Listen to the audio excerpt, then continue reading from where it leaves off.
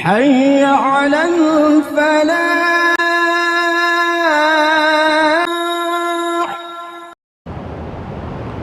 عیوب اور نقائص سے منزہ اور پاکیزہ تمام قسم کی حمد و ثنا اللہ وحدہ لا شریک لہ کے لیے، اور درود و سلام شفیع للمذنبین خاتم النبیین رسول کریم رؤوف الرحیم صلی اللہ علیہ وآلہ وسلم کی ذات اقدس پر۔ میں نے آپ کے سامنے سورۃ لقمان کی ابتدائی آیات تلاوت کی ہیں۔ ان کا معنی الف لام میم۔ یہ حکمت سے بھرپور کتاب کی آیات ہیں۔ وہ لوگ جو نماز قائم کرتے ہیں، زکوٰۃ دیتے ہیں، اور ان کا آخرت پر پختہ یقین ہے، یہی لوگ ہیں اپنے رب کی طرف سے ہدایت پر، اور یہی لوگ ہیں جو فلاح پانے والے ہیں۔ اللہ تعالیٰ کی توفیق اور رحمت سے ان آیات کی تفسیر کے اندر 3 خطبات جمعہ میں آپ کے سامنے بیان کر چکا ہوں۔ کامیابی پانے والے کون سے لوگ ہیں؟ اللہ تبارک و تعالیٰ نے ان لوگوں کی کچھ صفات بیان کی ہیں۔ ان میں سے پہلی صفت ہے کہ جس مقصد کے لیے اللہ تعالیٰ نے ہمیں پیدا کیا ہے، اللہ تعالیٰ کی بندگی۔ اللہ تبارک و تعالیٰ کی جو بندگی ہے وہ بنیادی طور پر 3 قسموں کی ہے، اور ہم اسی بات کا اظہار ہر نماز کے تشہد میں کرتے ہیں۔ التحیات للہ والصلوات والطیبات۔ التحیات للہ کا معنی یہ ہے کہ زبان سے ہر قسم کی جو بندگی ہے وہ اللہ تبارک و تعالیٰ کے لیے۔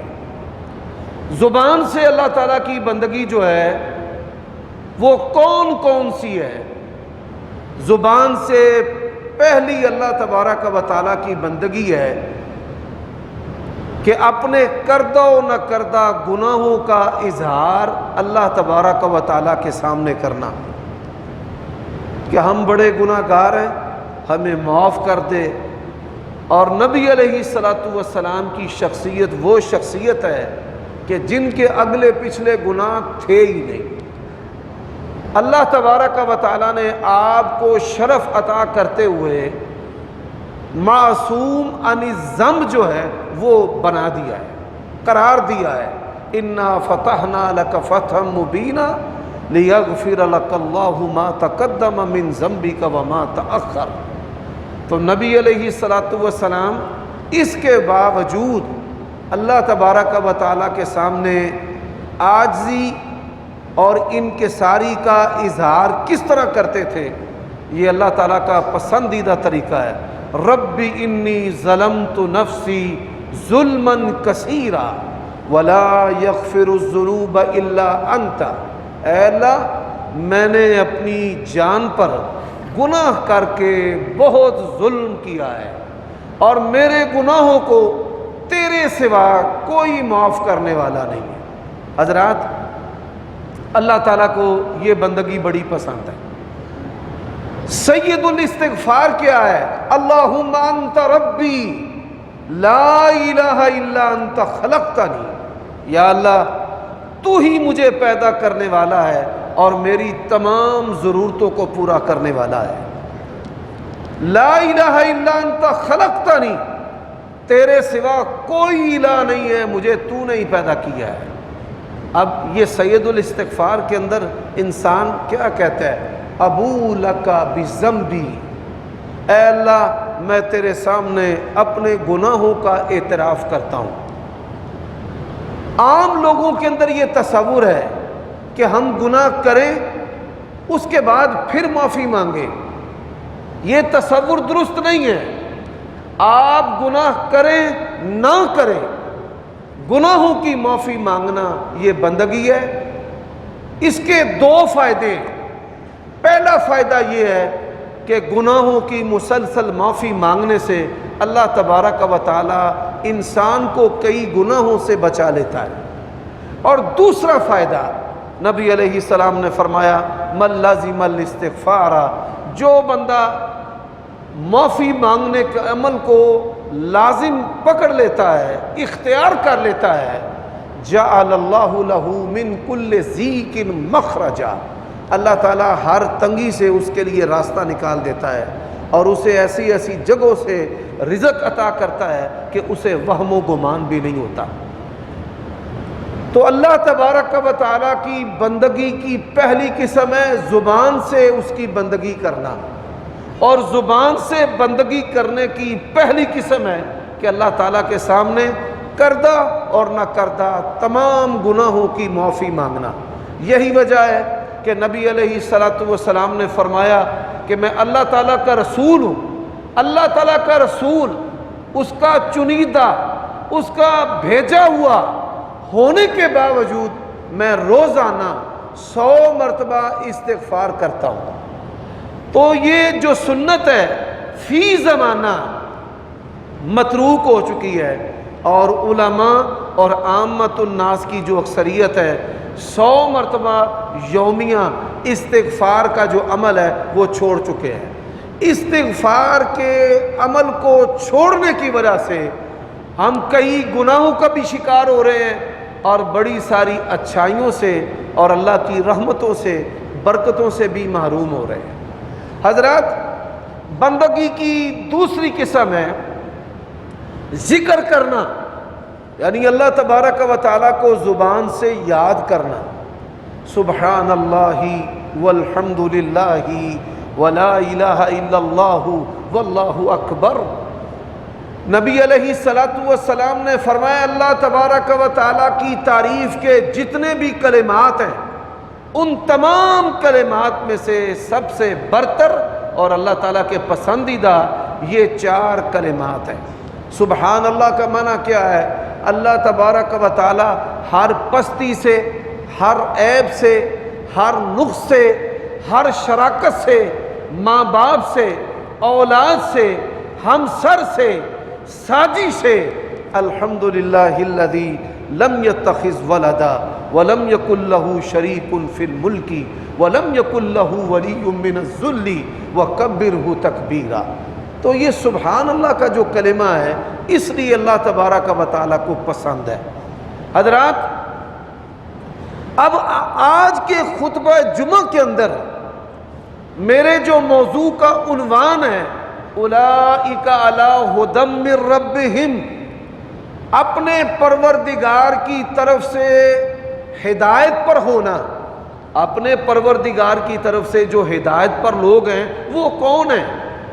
جو اپنے پروردگار کی طرف سے ہدایت پر ہیں وہ لوگ ہیں جو التحیات للہ کے زمرہ کے اندر داخل ہیں، کہ وہ کردہ نہ کردہ گناہوں کی معافی مانگتے رہتے ہیں، پھر اللہ تعالیٰ کو یاد کرتے ہیں۔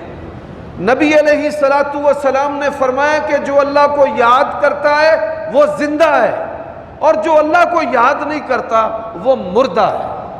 حضرات، یہ ایک موضوع الگ ہے، اور اللہ تبارک و تعالیٰ کا ذکر اور پھر ذکر کی کلمات اور پھر ذکر کے فوائد، اس حوالے سے گزشتہ مہینوں میں قدر تفصیل سے بیان کر چکا ہوں۔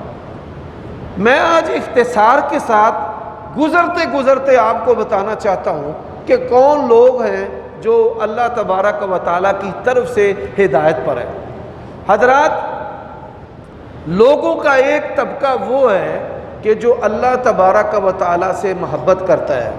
والذین آمنوا اشد حبا للہ، وہ لوگ ہیں جو کائنات کی ہر چیز سے بڑھ کر اللہ تعالیٰ سے محبت کرتے ہیں۔ لیکن ان لوگوں کے کیا کہنے ہیں کہ جن سے اللہ تبارک و تعالیٰ محبت کرتا ہے۔ اللہ تبارک و تعالیٰ کن سے محبت کرتا ہے؟ من یطع اللہ ورسولہ فَأُولَٰئِكَ مَعَ الَّذِينَ أَنْعَمَ اللَّهُ عَلَيْهِمْ، اللہ ان لوگوں سے محبت کرتا ہے کہ جن لوگوں کا رستہ ہم نماز کے اندر اللہ تعالیٰ سے مانگتے ہیں۔ صراط الذین انعمت علیہم، اے اللہ ہمیں ان لوگوں کے رستے پر چلا کہ جن لوگوں پر تو نے انعام کیا ہے۔ اب اللہ تبارک و تعالیٰ کا انعام جو ہے وہ کن لوگوں پر ہے؟ من النبیین، نبیوں پر اللہ تعالیٰ کا انعام ہے کہ وہ اتنے پاکیزہ دل لوگ ہوتے ہیں کہ اللہ تبارک و تعالیٰ ان کو نبوت اور رسالت کے لیے چن لیتا ہے۔ لیکن یہ بات یاد رکھیں، کوئی بندہ اپنی خواہش سے اور اپنی نیکی سے نبی رسول نہیں بن سکتا، خواہ وہ کتنا ہی پرہیزگار اور متقی کیوں نہ ہو، بلکہ نبی اور رسول کا انتخاب کون کرتا ہے؟ اللہ تعالیٰ کرتا ہے۔ وَالصِّدِّيقِينَ، صدیقین سے مراد کون لوگ ہیں؟ جو انبیاء کی طرح پاکیزہ دل ہوتے ہیں، انبیاء کی طرح، لیکن وہ انبیاء نہیں ہوتے، وہ دنیا کی ہر چیز سے بے خوف و خطر، ہر طمع اور لالچ سے بے پرواہ ہو کر انبیاء کی تصدیق کرتے ہیں اور ان کے رستے پر چلتے ہیں۔ میں آپ کو پہلے بتا چکا ہوں کہ بندے کے اندر دو چیزیں ہوتی ہیں، ایک خوف ہوتا ہے اور ایک طمع ہوتا ہے۔ یہ خوف اور طمع جو ہے یہ انسان کو شرک پر لگاتا ہے، یہ خوف اور طمع جو ہے اس کو چور اور ڈاکو اور زانی بناتا ہے، یہ خوف اور طمع جو ہے اس کو جانور اور جانور سے بھی بدتر بناتا ہے۔ اولئک کالانعام بل ہم اضل، یہی وجہ ہے کہ جو اللہ کے بندے ہیں وہ خوف اور طمع میں مخلوق کی طرف نہیں دوڑتے۔ تتجافى جنوبهم عن المضاجع يدعون ربهم خوفا وطمعا، وہ اپنے رب کو ڈر میں بھی اپنے رب کو پکارتے ہیں اور لالچ اور طمع میں اور ضرورت میں بھی کس کو پکارتے ہیں؟ اللہ کو پکارتے ہیں۔ یہی وجہ ہے گزشتہ 3 خطبات کے اندر میں آپ کے سامنے ایک بات رکھ رہا ہوں اور آج پھر یہ عرض کر رہا ہوں کہ اللہ تعالیٰ نے نبیوں کے وصف جو قرآن میں بیان کیے ہیں اس میں یہ وصف رسلا مبشرین و منذرین، کہ میرے رسول خوشخبری دینے والے اور ڈرانے والے، کیونکہ بعض طبیعتیں ہوتی ہیں ان کو ڈرائیں تو وہ اللہ کی طرف آتے ہیں، اور بعض طبیعتیں ایسی ہوتی ہیں کہ ان کو اگر بشارت دیں اللہ کے فضل اور اس کی رضا کے بارے میں بتائیں تو پھر وہ اللہ تعالیٰ کی طرف آ جاتے ہیں۔ تو حضرات، ایسے لوگ جو ہیں وہ اپنے رب کی طرف سے ہدایت پر ہیں، اور ان کا وصف کیا ہوتا ہے؟ ان کا وصف یہ ہوتا ہے کہ وہ روزانہ اپنے گناہوں کا اعتراف اللہ کے سامنے کرتے ہیں۔ وہ گناہ کریں نہ کریں، اللہ کے سامنے اپنی عاجزی، انکساری اور اپنی بندگی کے اظہار کے لیے اللہ کو کہتے ہیں کہ میں تیرا بڑا گناہ گار بندہ ہوں، میں ابو سے بھرا ہوا ہوں، میں نے اپنی جان پر بڑے ظلم کیے ہیں۔ اب دیکھیے حضرت آدم علیہ السلام، اللہ نے کہا دونوں کو وَلَا تَقْرَبَا هَٰذِهِ الشَّجَرَةَ، آپ دونوں نے اس درخت کے قریب نہیں جانا۔ اب انہوں نے اللہ تعالیٰ سے معافی کیسے مانگی؟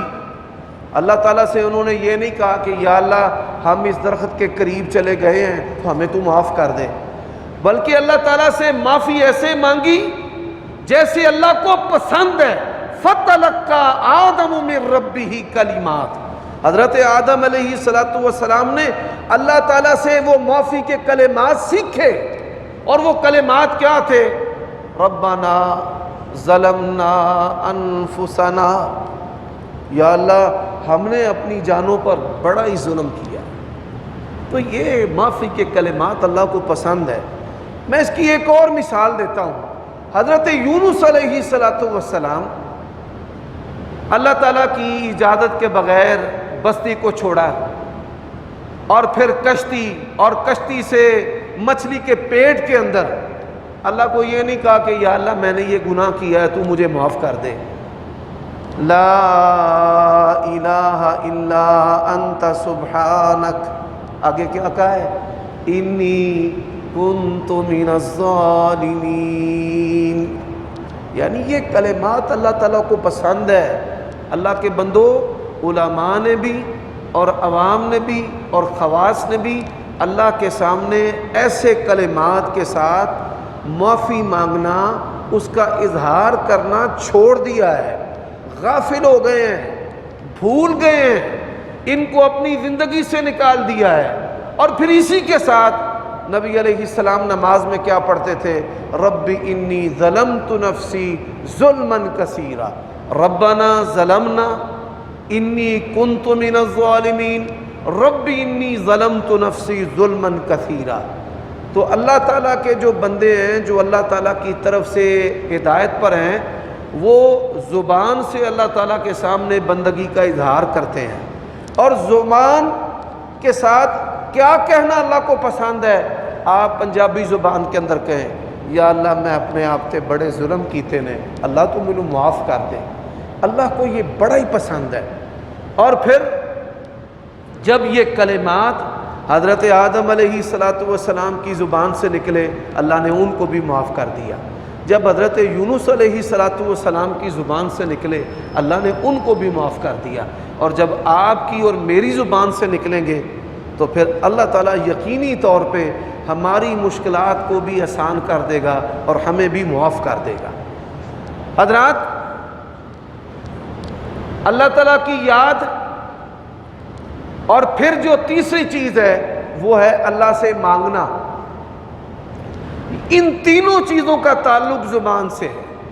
پہلی چیز ہے معافی مانگنا، دوسری چیز ہے اللہ کو یاد کرنا، اور تیسری چیز ہے اللہ تعالیٰ سے اپنی ضروریات کو مانگنا۔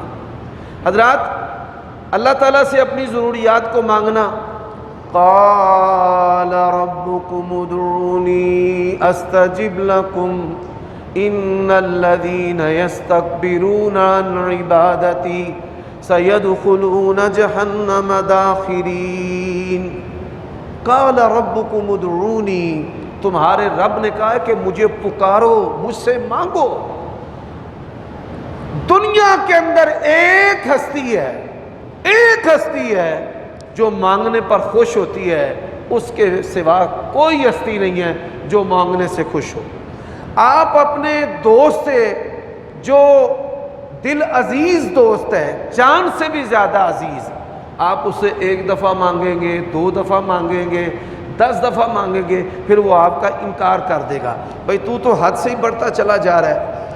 پھر والدین کا درجہ ہے، آپ والدین سے مانگیں گے، پھر مانگیں گے، پھر مانگیں گے، پھر مانگیں گے، آپ کو ڈانٹ پڑے گی، مار پڑے گی، ماں باپ کہیں گے کہ تم نے تو وتیرہ ہی بنا لیا ہے، کہیں رکتے بھی ہو کہ نہیں رکتے۔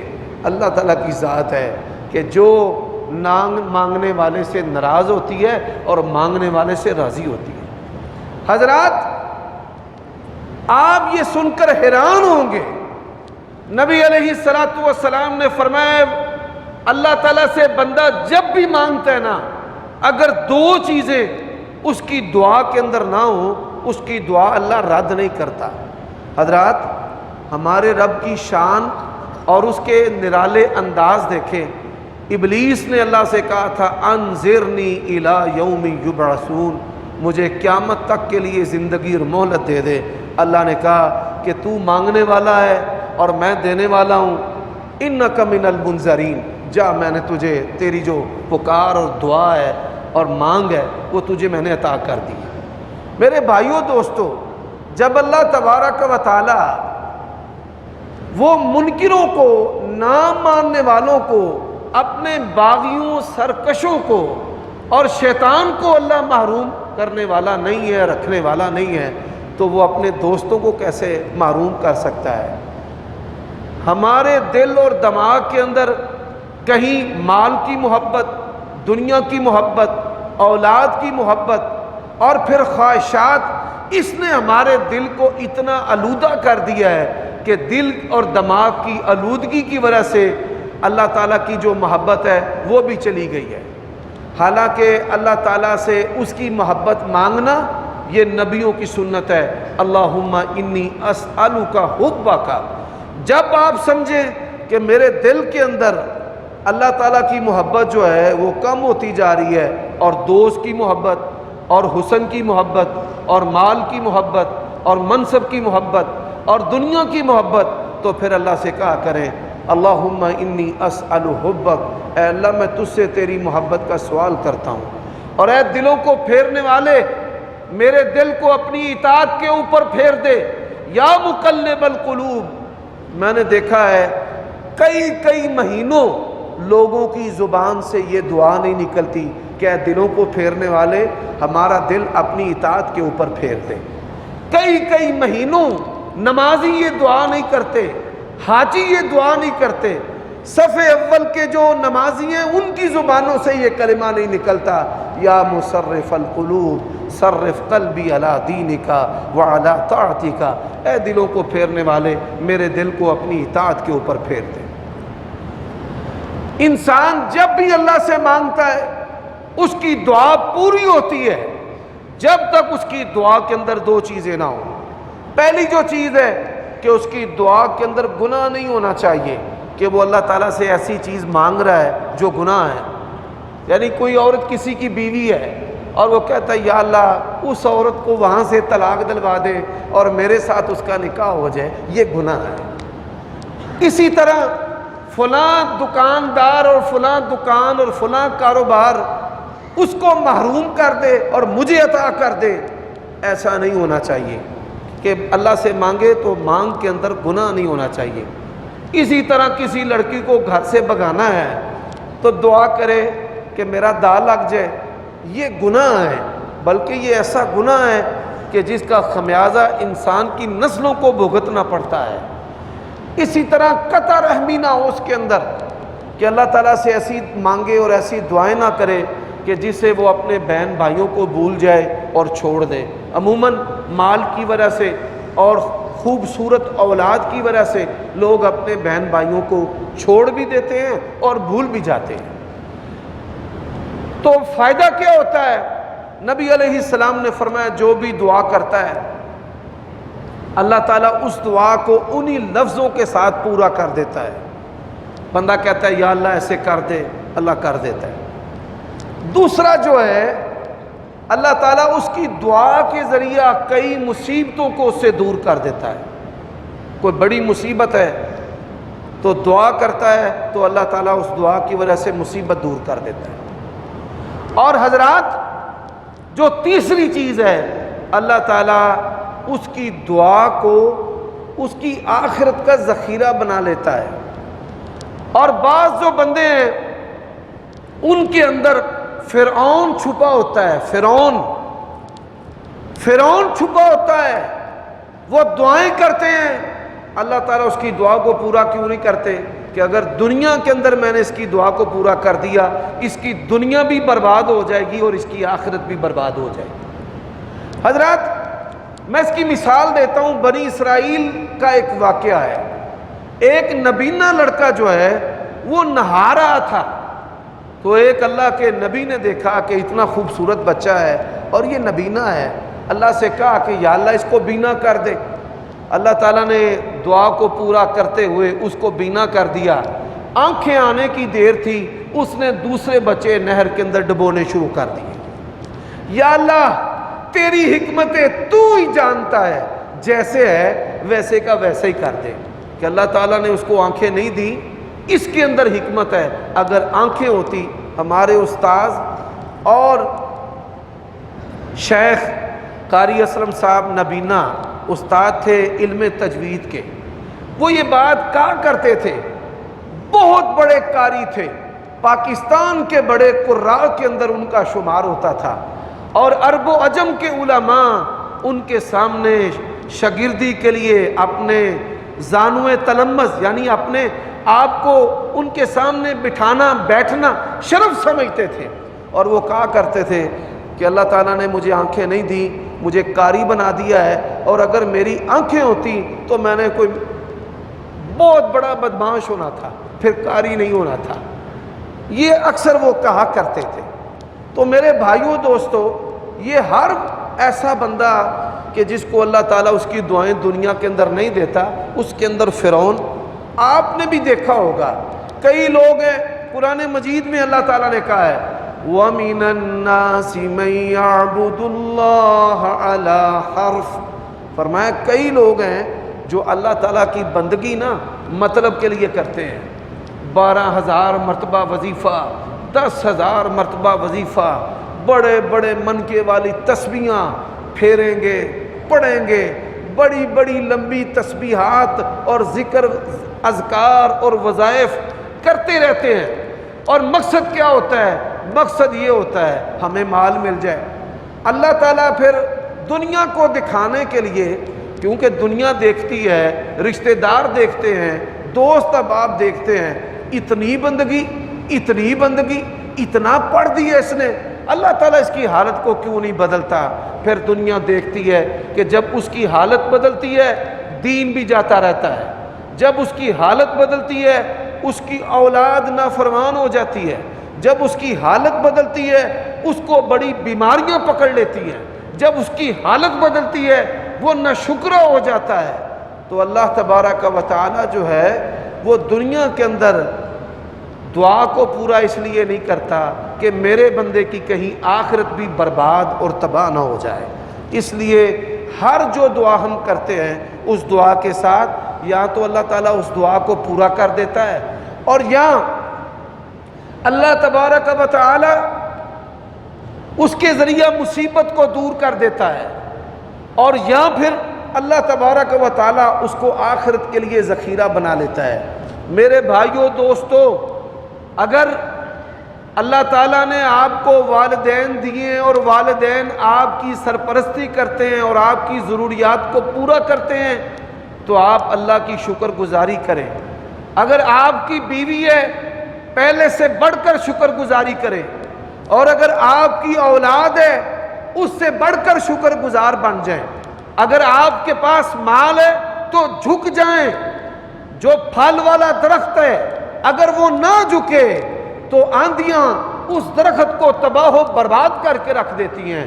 اور یہ بات یاد رکھیں، جس کے پاس شریعت کا علم ہے سب سے زیادہ اللہ کے سامنے اس کو جھکنا چاہیے، وہ اللہ کے سامنے عاجزی سے، لوگوں کے سامنے عاجزی سے اور شکر گزاری سے اور اللہ کی بندگی سے اگر ایک لمحہ بھی غافل ہو گیا تو یاد رکھ لے شیطان جو ہے اس کی زندگی کو اس کے لیے فتنہ بنا کے رکھ دے گا۔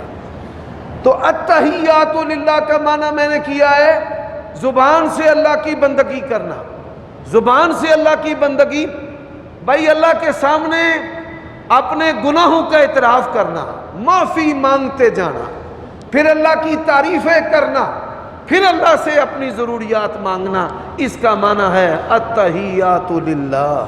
اور ایسے لوگ کہ جو اللہ سے معافی مانگتے ہیں، ایسے لوگ جو اللہ کی تعریفیں کرتے ہیں، اور ایسے لوگ جو اللہ تعالیٰ سے مانگتے رہتے ہیں، اولئک علی ھدی من ربہم، یہی لوگ ہیں جو اپنے رب کی طرف سے ہدایت پر ہیں۔ حضرات، دوسرا جو لفظ ہے التحیات للہ والصلوات، صلوات کا معنی کیا ہے؟ بدن کے ساتھ اللہ تعالیٰ کی بندگی کرنا، بدن کے ساتھ قیام کرنا، رکوع کرنا، سجود کرنا، اعتکاف کرنا، تبتل عن الدنیا۔ نبی علیہ السلام کی زندگی میں کئی لمحات ایسے تھے کہ آپ ساری دنیا سے الگ تھلگ ہو کر اللہ تعالیٰ سے بات کرتے تھے، اس کی تعریف اور ذکر کرتے تھے۔ مختلف احادیث ہیں کہ صحابہ کرام اللہ کے نبی کو تلاش کرتے تھے تو نبی علیہ السلام کسی باغیچے کے اندر، کسی آبادی سے دور ڈیرے کے اندر الگ بیٹھے ہوتے تھے۔ ہماری جو زندگی ہے وہ اللہ تعالیٰ کی یاد میں اس عمل سے بھی خالی ہے۔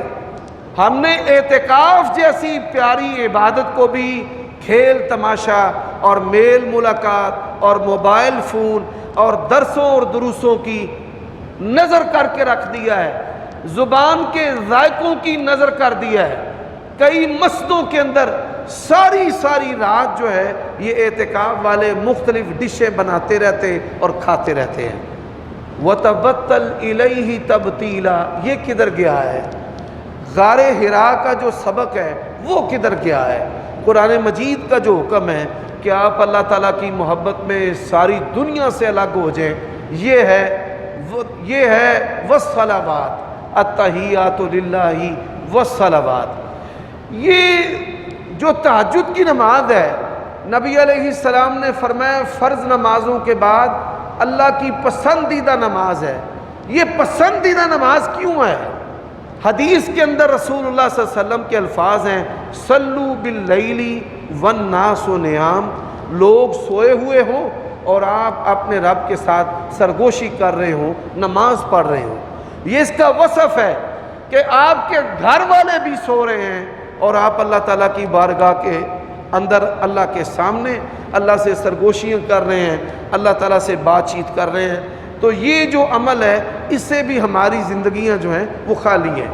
وہ طیبات کا معنی کیا ہے؟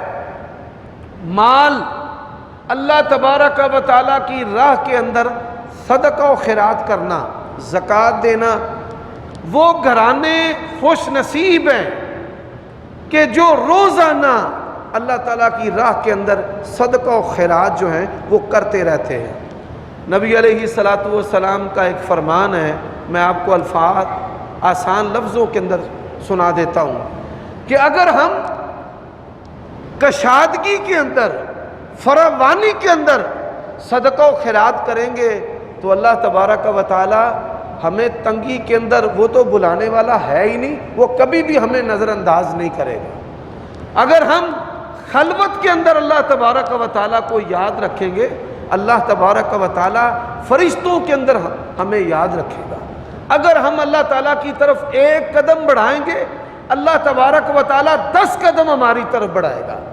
تو بھائیو، یہ رمضان کے اندر عبادات کرنے کے بعد اپنے رب کی رحمت سے اور رب سے مایوس نہ ہو، اللہ کی طرف قدم بڑھاؤ، وہ تمہاری طرف 10 قدم بڑھائے گا۔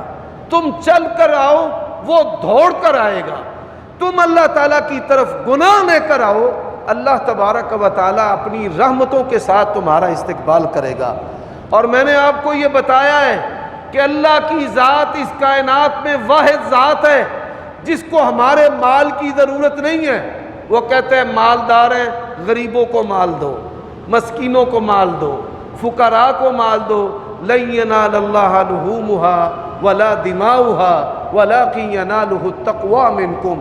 اللہ تعالیٰ تمہیں بندگی سکھانا چاہتا ہے، اس کو تقوی پہنچتا ہے، نہ گوشت جاتا ہے نہ خون جاتا ہے۔ حضرات، اسی حوالے سے کہ کون سے لوگ ہیں جو اپنے رب کی طرف سے ہدایت پر ہیں، میں چند باتیں مزید ذکر کرنا چاہتا ہوں۔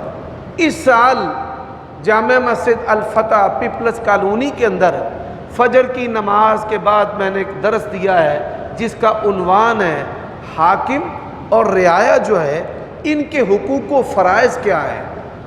کون لوگ ہیں جو اللہ تبارک و تعالیٰ کی طرف سے ہدایت پر ہیں، جو شرک کے قریب نہیں جاتے، ہستیوں اور بستیوں کی اور بناوٹی نظریات کی پرستش و پوجا نہیں کرتے، جو اولاد، رزق اور مصائب سے نجات صرف اللہ تعالیٰ سے مانگتے ہیں۔ کون سے لوگ ہیں جو اپنے رب کی طرف سے ہدایت پر ہیں؟ آج کے خطبہ جمعہ کے شروع میں نے یہ آیات پڑھی ہیں، اولئک علی ھدی من ربہم، جو ہدایت میں اپنا ماڈل اور نمونہ جناب محمد الرسول اللہ صلی اللہ علیہ وسلم کو سمجھتے ہیں۔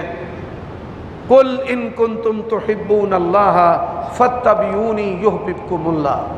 کون سے لوگ ہیں جو اپنے رب کی طرف سے ہدایت پر ہیں، جو اسلام کا سلیبس انسانی فتووں کو اور فقہ کو نہیں سمجھتے بلکہ اسلام کا سلیبس قرآن اور سنت کو سمجھتے ہیں؟ کون سے لوگ ہیں جو اپنے رب کی طرف سے ہدایت پر ہیں، جو تمام صحابہ کا احترام کرتے ہیں اور ان کو جنتی سمجھتے ہیں اور ان کو معیار حق سمجھتے ہیں؟ کون سے لوگ اپنے رب کی طرف سے ہدایت پر ہیں، جو صحابہ، تابعین، اتباع التابعین، ائمہ محدثین کے رستے پر چلتے ہیں؟ کون سے لوگ ہیں جو اپنے رب کی طرف سے ہدایت پر ہیں؟ ایسے لوگ جو کسی مسلمان کو نہ حق قتل نہیں کرتے، جو کسی گونگی بولی بہری قوت کا حصہ نہیں بنتے، آج کفار فنڈنگ کرتے ہیں اور مسلمانوں کے اندر یہ نظریہ پیدا کیا جاتا ہے کہ ہمارے سوا سب کافر ہیں۔ یہ کافر کافر کہہ کر مسلمانوں کو قتل کرنا اور لوٹنا اور جو ہے نا ان کا مال مارنا اور ان کو قتل کرنا، نبی علیہ الصلوۃ والسلام نے اس تحریک کو دجال کی تحریک قرار دیا ہے۔ حضرات، آج امت مسلمہ بہم دست و گریبان ہے، وطنیت کی بنیاد پر، قومیت کی بنیاد پر، لسانیت کی بنیاد پر، جغرافیے کی بنیاد پر، ان تمام بدبودار چیزوں سے بچنے والے لوگ اپنے رب کی طرف سے ہدایت پر ہیں کہ تیرا میرا رشتہ کیا ہے؟ لا الہ الا اللہ ہے۔ کسی مسلمان کو کافر نہیں کہنا چاہیے، اس کو قتل نہیں کرنا چاہیے، اس کا مال نہیں لوٹنا چاہیے۔ حضرات، اسی طرح جو اپنے رب کی طرف سے ہدایت پر ہیں وہ اپنے حاکم کے خلاف خروج نہیں کرتے، سڑکوں پر نہیں آتے، اس کی حکومت کو گرانا نہیں چاہتے۔ حکمران دو طرح کے ہوتے ہیں، ایک جبری اور ایک مسلمانوں کے جو نمائندے ہوتے ہیں ان کی خواہش سے آتے ہیں۔ حاکم وقت وہ آپ کی مرضی سے آئے یا اسے بالقوہ یا جبر کے ساتھ ہمارے اوپر مسلط کیا جائے، اپنے حاکم کی خیر خواہی کرنا، اس کے لیے دعا کرنا کہ اللہ اس کو پیشانی سے پکڑ کر صراط مستقیم پر چلا، ایسے لوگ اپنے رب کی طرف سے ہدایت پر ہوتے ہیں۔ میں اس کی مثال دیتا ہوں۔